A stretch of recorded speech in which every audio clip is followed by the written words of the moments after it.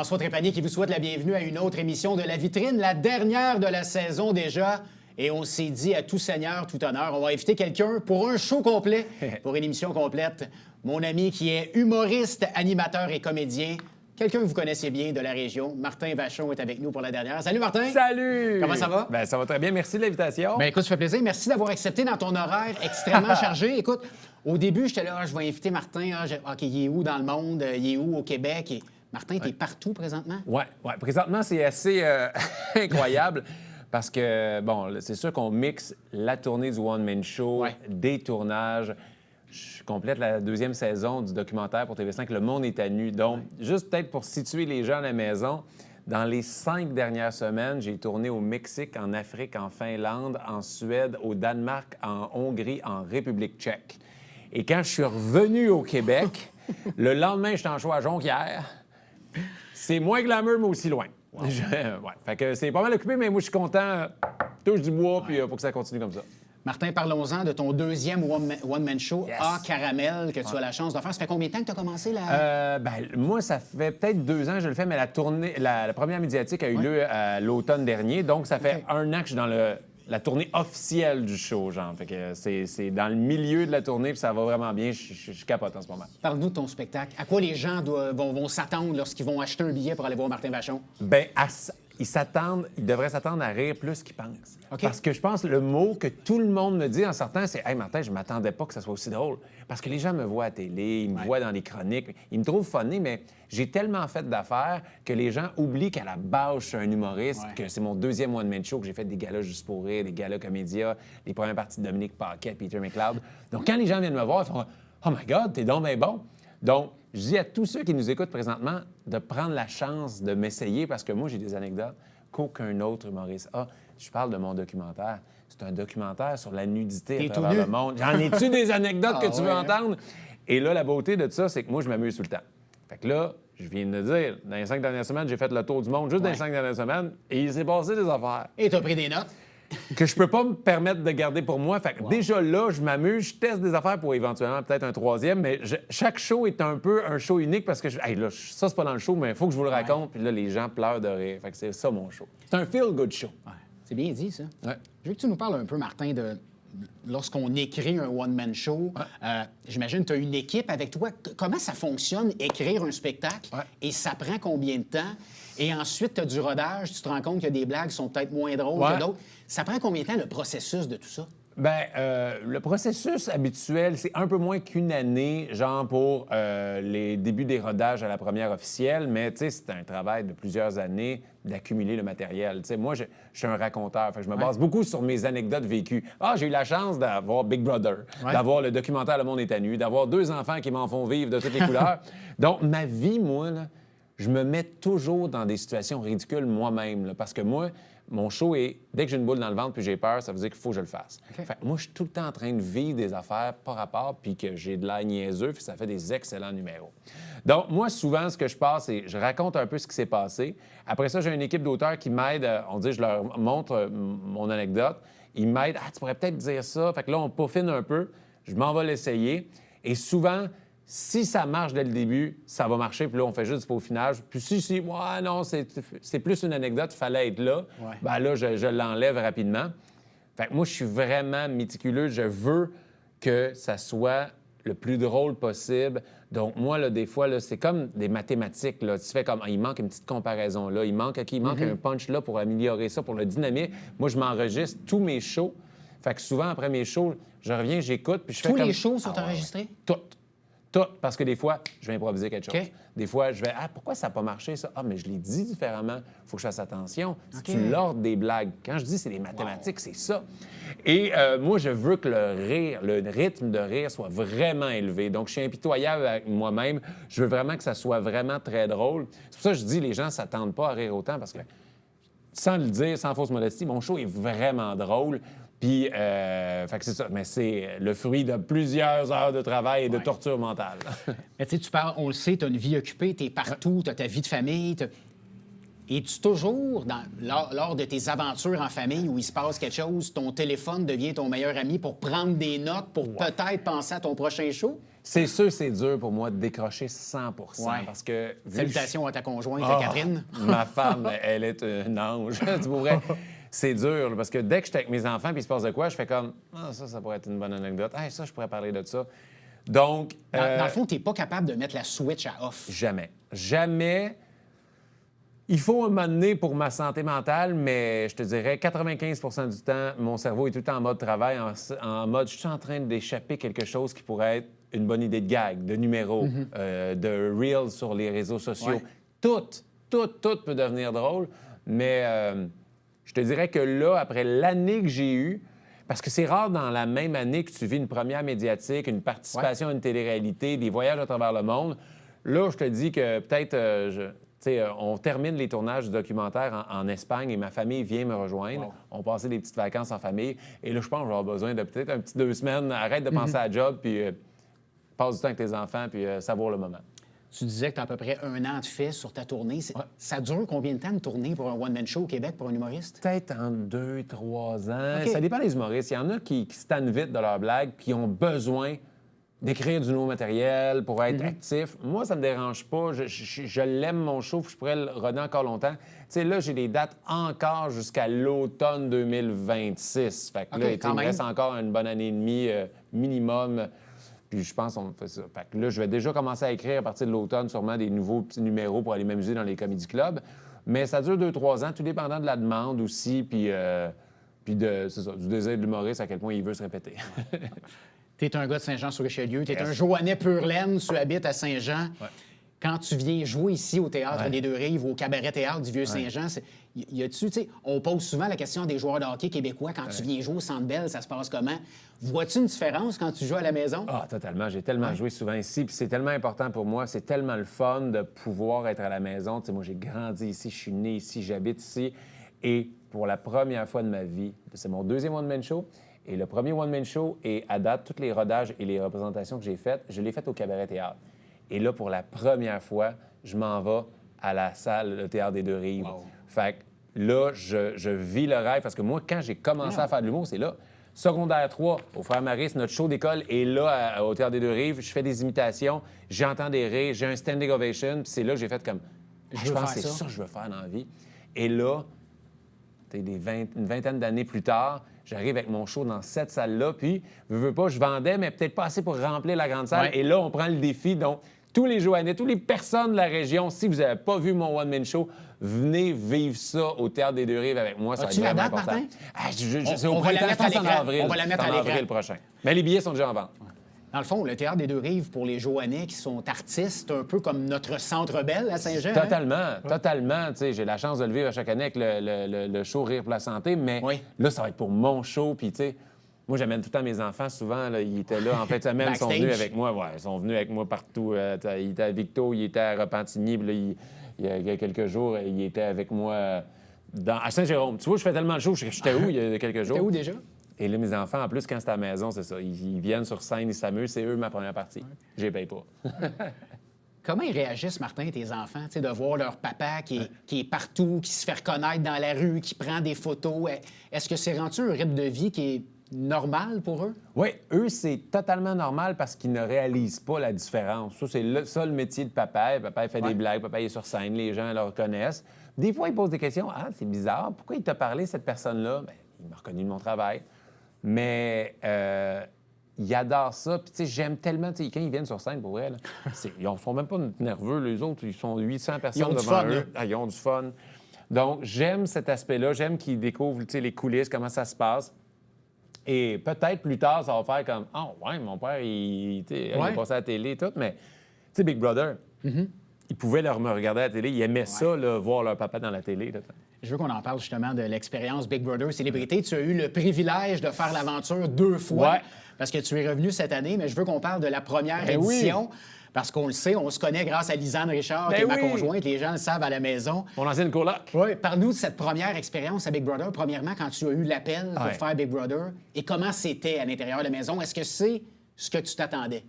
Ah non, tu peux pas t'attendre à ça. C'est une expérience unique. C'est ça qui rend l'expérience aussi incroyable parce que c'est comme, tu vis quand tu es dans une télé-réalité comme ça, tu es coupé du monde, tu es dans un univers parallèle. Tu es l'avatar de toi. Tu sais, toutes tes valeurs, mais tu es un joueur dans un jeu qui se joue 24 heures sur 24. Et ça fait tellement du bien dans la vie, une pause de la vie. Moi, pendant tout ce temps-là, j'ai plus d'enfants, j'ai plus de femmes, j'ai plus de compte. J'ai plus de téléphone. J'ai plus de téléphone, j'ai plus de réseaux sociaux, j'ai plus de télé, j'ai plus de distractions, mais j'ai plus de...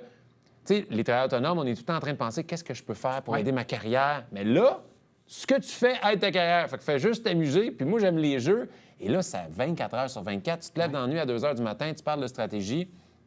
Fait que la première fois, c'est dur à battre. Les gens me demandent souvent, est-ce que t'as-tu mieux aimé la première, la deuxième fois? La deuxième fois, c'était le fun, c'est un privilège, comme tu as dit, retourner, jouer à ce jeu-là. Mais la première fois, tout est beau, tout est incroyable. Chaque semaine que tu survis, t'es comme « Oh my God! On est tellement chanceux d'être là. » Quand tu y retournes une deuxième fois, tu sais un peu plus ce qui va t'arriver. Donc, dans les premières semaines, tu fais comme « Oh, il reste encore au moins 8 semaines avant qu'on arrive à cette étape-là. Oh, OK, on va. Let's go. On travaille. » Mais c'était le fun. Le coefficient de difficulté était plus dur dans la deuxième fois, mais la première fois, c'était le fun. La chimie entre les gens, tu parlais de Lisanne, mais tout le monde, là, je parle encore aux gens de ma première fois.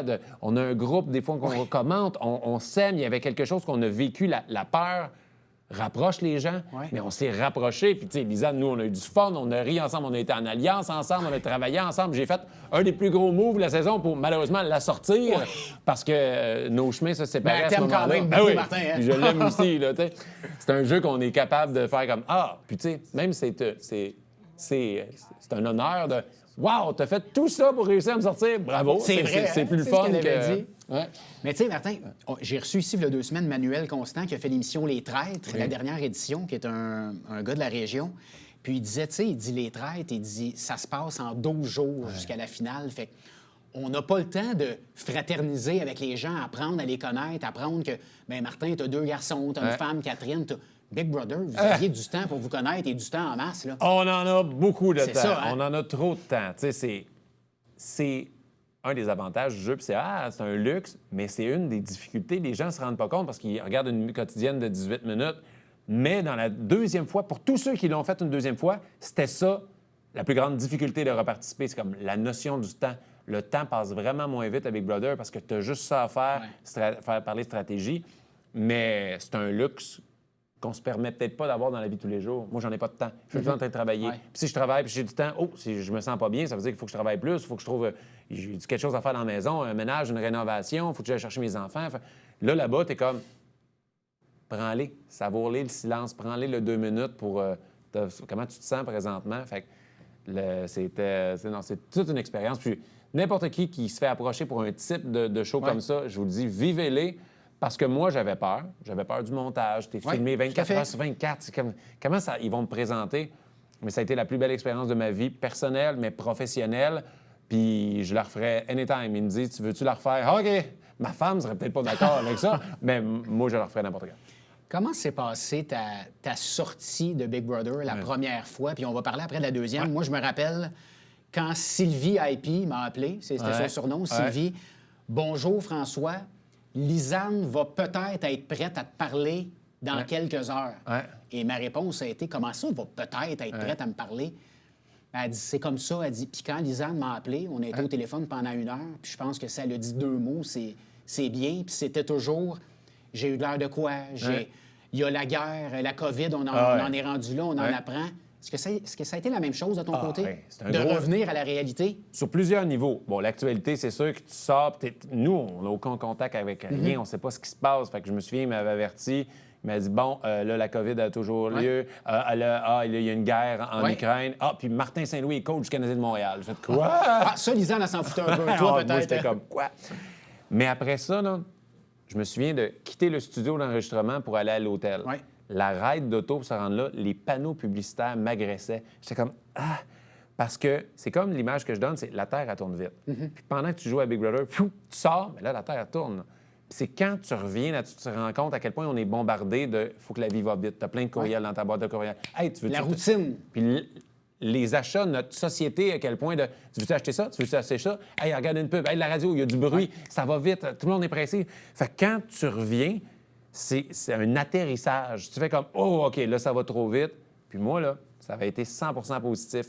Le public avait aimé comment j'avais joué. Oui. Professionnellement, ça avait été plein de bons contrats qui étaient arrivés suite de ça. Donc, tout allait bien. Mais je me rappelle que pendant 2-3 semaines après, t'es juste comme... C'est comme si t'étais allé à la guerre, t'en reviens, c'est bizarre.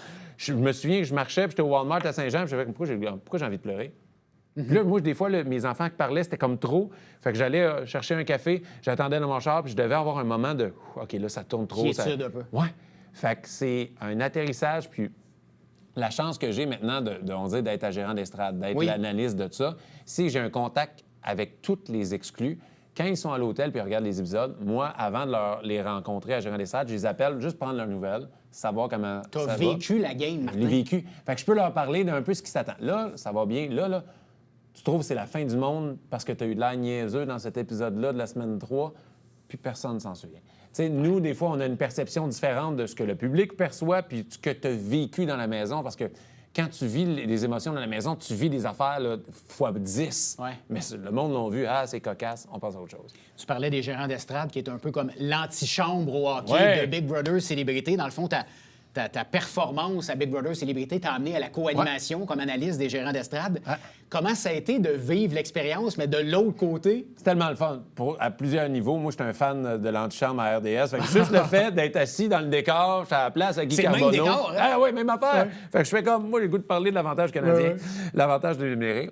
Fait que oui, j'aime ça parce que c'est un aspect que j'aimais beaucoup à Big Brother, la stratégie. Fait analyser un peu, puis aussi vulgariser pour les gens à la maison. OK, comment la personne se sent? Je vais vous le dire, moi, comment ça s'est passé. Et le luxe d'être toujours affilié au projet, c'est un show que j'adore. Fait que je fais partie de la famille Big Brother en manière, je peux te dire. Fait que être là, analyste, c'est un luxe incroyable. Puis je reviens l'année prochaine, j'ai déjà hâte. Là, c'est sûr, c'était différent cette année. Ils m'ont dit, OK, Martin, tu vas participer, mais dès que tu es éliminé, tu retournes. Fait que c'était correct. C'est ça qui m'a convaincu de le faire parce que je voulais pas perdre mon poste au gérant des stades. Mais là, quand j'étais là, c'était quand même... Ça me dérangeait pas, je l'analysais, mais ça restait ma saison, ça restait... Tu jouais avec eux, là. C'est ça, c'était weird. Là, j'ai hâte de voir la prochaine saison, tout du nouveau monde, des nouvelles twists. Là, je vais retourner comme être un peu plus détaché, pouvoir analyser. Parce que le fait de le jouer une deuxième fois aussi m'a fait réaliser, quand j'étais à l'hôtel, j'ai écouté un épisode des Gérants d'estrade.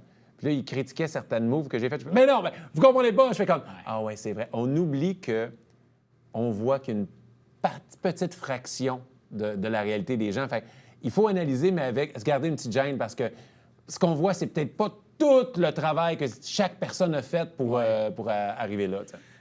Quand tu as eu l'appel pour un retour à Big Brother, moi, je me rappelle, on en avait parlé, j'avais dit à Lisanne, tu penses-tu? Elle dit, je pense pas avec mon classement, mais j'ai dit, tu penses-tu que... Elle dit, c'est sûr que Martin revient. Elle dit, c'est sûr et certain. Elle était certaine.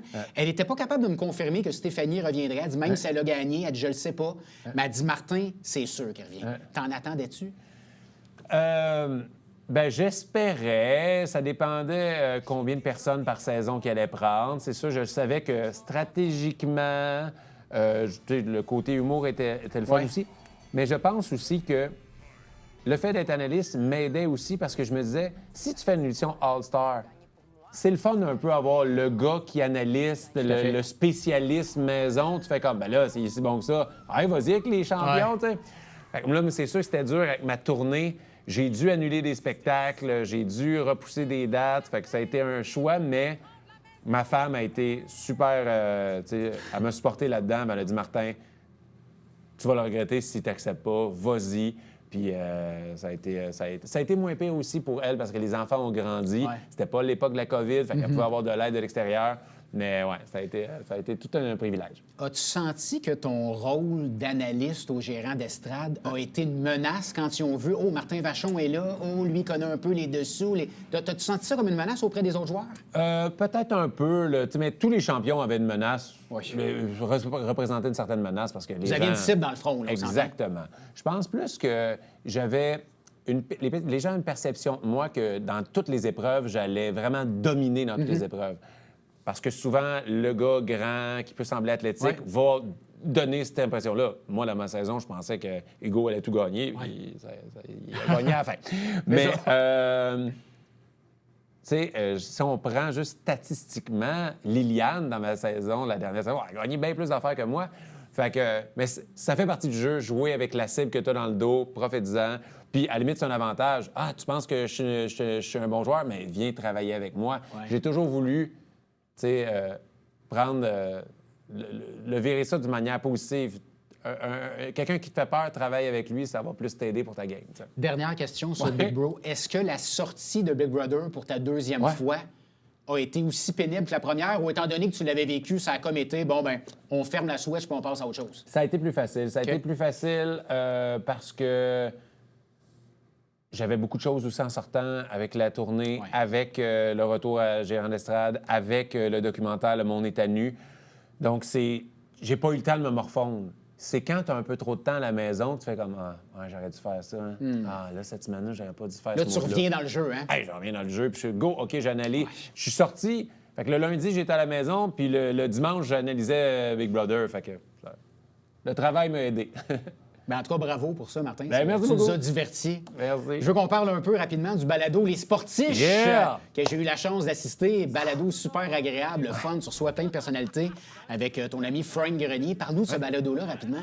C'est vraiment un podcast qui parle de sport, mais c'est n'importe qui peut écouter ça. T'es pas obligé d'aimer le sport pour aimer ça parce qu'on reçoit des artistes et on découvre c'est quoi leur relation avec le sport. Puis là, tu sais, on a eu Tu découvres l'être humain, hein? Exactement. Puis, tu sais, Mike Ward, tu sais, Mona de Grenoble, tu sais, on a eu Laurent Paquin, Louis Morissette. On a eu des sportifs, on a eu Piquet Souben, on a eu Charles Lamelin, Kim Clavel, Mariana Mazza, Christine Morancy. Lisanne Richard. Lisanne Richard. Tu sais, on a plein de monde, puis on découvre c'est quoi leur relation avec le sport. On fait des quiz, c'est enregistré devant le public, c'est niaiseux, on pleure de rire. Donc, j'invite tout le monde, c'est sur toutes les plateformes, YouTube, tout audio. Les Sportiches, essayez ça. C'est vraiment, si vous aimez le côté un peu niaiseux que j'ai dans la vie, vous allez aimer les Sportiches. Je tiens à mentionner que nos amis voisins ici de la télévision aux Richelieu, la carte cachée, Exactement. sont des partenaires de ton émission, Ils de ton viennent balado. hein? Ouais, à chaque épisode, ils viennent donner des cartes à collectionner à nos invités et ça fait des moments tellement... J'aime tellement ça, m'ouvrir des cartes, puis des fois, il y a des grosses cartes, puis on vit Oui. fou comme des enfants. L'un as-tu une recrue Ah, là-dessus? ça, j'aimerais L'as-tu? ça. Non, Je l'ai pas eu, encore, hein? moi, encore. Non. Mais je... Parce qu'on voit dans les vidéos, là, au côté, Ouais. il y en a une coupe, ça commence à sortir, les Je vais L'un peut-être as-tu y une aller recrue? après le tournage. Je vais peut-être aller acheter un petit paquet. Moi, je pense qu'on peut enlever le peut-être. Je pense que tu vas y Ouais, aller. je pense que je vais y aller. Parlons un peu de ton jeu de société, Toi puis Toi, Ouais. qui se décrit comme un jeu immature pour personnes matures. Premièrement, comment est venue l'idée de créer un jeu de société? C'est avec mon chum encore, Frank Grenier, avec lequel je fais des sportifs et qui a écrit dans le One Man Show. Il y a eu une idée à un moment donné de jeu qu'on pouvait cerner du monde pour des questions. Fait qu'il m'en a fait part. Puis là, on a commencé à partir de là à travailler ensemble. Et là est né Toi puis Toi. Mais pour ceux qui aiment des jeux niaiseux, un peu grivois, c'est le parfait jeu pour l'été, là, autour du camping, Ouais. autour d'un verre, au camping. C'est un jeu, dans le fond, approuvé par l'hostie de jeu. Donc, si vous aimez un peu les OK. choses un peu grivoises, un peu politiquement pas correctes, ça va être ça. C'est tu pointes deux de tes amis, on va dire vous êtes une gang, toi puis toi, et c'est toi qui décides le niveau de grivoiserie de la question. OK. Hey, moi, j'ai appris des affaires sur ma femme, ça fait 17 ans que je suis avec elle. J'ai comme, quoi, t'as fait ça? Mais on pleure Grâce de à rire. ton jeu. Oui, puis on a joué à Big Brother aussi, tu sais, sans que les gens à la maison le puissent le voir, mais on l'a essayé. Les anecdotes de Jean-Thomas Jobin, c'est incroyable. Fait que c'est vraiment un jeu de party et c'est un succès monstre. En ce Oui. moment, on s'attendait pas C'est à ça, je ça. me disais, c'était-tu... c'est inattendu, Hey, ça, là. après 2 semaines seulement, le Randolph, avec qui on a produit Oui. le jeu, nous a appelé pour nous dire que le jeu était déjà en réimpression. On est sur le cover de Renaud Bré en ce moment. On est partout. Genre, ça n'a pas de sens. Donc, si vous voyez des jeux, toi puis moi, ben, profitez-en parce que toi puis toi, profitez-en. Ils vont revenir plus tard à l'automne. Mais c'est vraiment un coup de cœur partout. Puis je me pince parce que c'est... Je peux pas croire qu'avec des jokes un peu niaiseuses de même, on a ce succès-là. Mais tu sais, tu le dis, tu es un amateur de jeu Oui. à la base. J'imagine, pour toi, c'est un peu...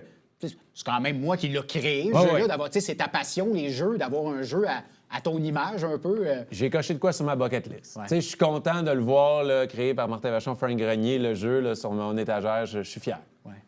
Martin, tu es co-porte-parole de la Fondation Santé au Richelieu-Rouville avec Lisanne, justement. Lisanne? Ah, Lisanne, je ben, sais écoute, pas. je suis pas certain qu'on la connaît, on en a parlé un peu. Qu'est-ce que ça représente pour toi d'être porte-parole de la fondation de, on peut dire, ton hôpital? Hein? Tu viens d'ici. Exactement. Moi, je suis né à cet hôpital-là. Ouais. Tu sais, ma mère a travaillé là. Ma mère est décédée là. Mes grands-parents ils ont été soignés là. Tu sais, moi, c'est vraiment important pour moi d'aider, de redonner à la région. Parce que moi, je suis né ici, je l'aime, je l'habite, la région, puis je suis fier de la région.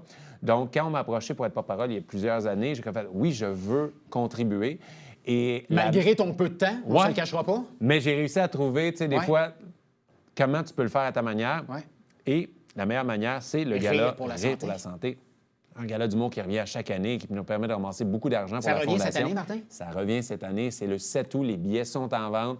Show avec, déjà, je peux annoncer qu'il y a Pierre Hébert, il y a Laurent Paquin, JF Mercier. Puis à chaque année, ça n'a pas de sens. Tu sais, le public, on est sold out aux Salle des Deux-Rives, puis genre, le public est tellement... Là, en pré-vente seulement, on a rempli la moitié de la salle. Incroyable. Parce que les gens font « Non, je veux pas le manquer encore cette année, c'est incroyable. » Les gens sont tellement généreux. Tu sais, Martin, quand tu regardes le prix du billet pour la qualité des artistes que tu amènes sur scène... À chaque année, c'est meilleur que les galas Juste pour rire au Comédia. Parce que souvent, en plus, moi, je choisis cette date-là pour permettre aux animateurs des galas de venir tester leur numéro la semaine avant. C'est comme un rodage des galas. Oui, fait que moi, je sais. Fait que là, je permets au monde de roder avant. Fait que les gens ont une exclusivité, mais un condensé des meilleurs numéros. Fait que c'est vraiment un show. T'aides la fondation, puis tu ris ta vie. Donc, c'est le show à pas manquer. Il reste 1 minute 30, Martin.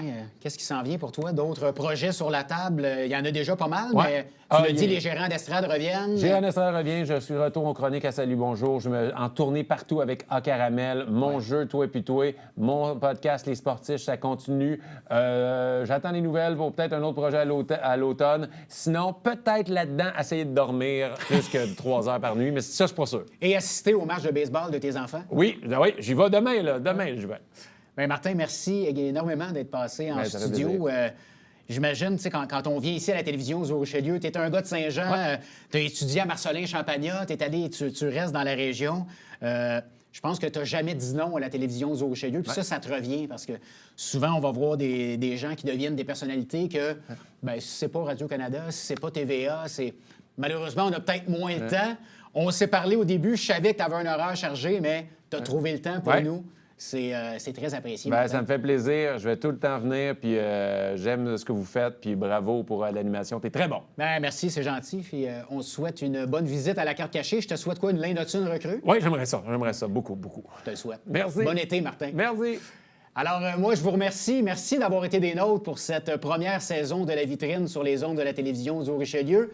Ça a été une petite surprise pour moi de me ramasser à l'animation de cette émission. Les gens me connaissaient pour Sport Express, mais j'ai découvert une nouvelle passion. J'aimais déjà beaucoup la culture et tout ce qui touche à la culture. Et je dois vous avouer que j'ai beaucoup aimé mon expérience. Et je pense que ce sera un retour l'an prochain pour l'émission La Vitrine. Merci d'avoir été avec nous et je vous souhaite une bonne été. Merci.